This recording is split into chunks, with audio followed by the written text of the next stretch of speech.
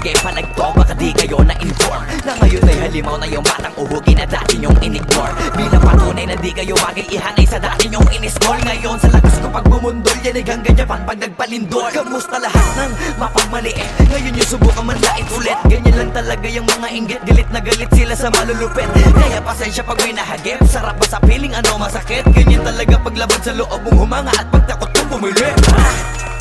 Puta diba napakasakla? Ginigiit na wala akong talento pero isa ka sa napalakpak. Sigit-sigilan nakakaputak, sa pandinig mo ay isalpak.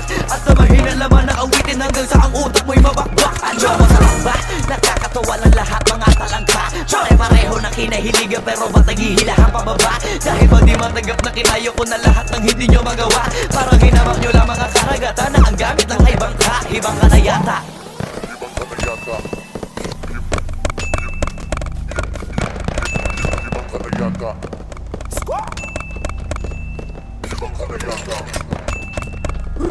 Lahat na may maling tono, makakababa na sa trono. Handa naman akong pakinggan kayo, wag nyo lang ako gawin bobo. Bueno, eto na ang malinaw na sagot ko sa napakalabong tanong ko. Bakit ako sumusulat o papatunayan na hindi ako patapon? Alam nyo ba yun? Malamang hindi kasi hindi kayo alisto.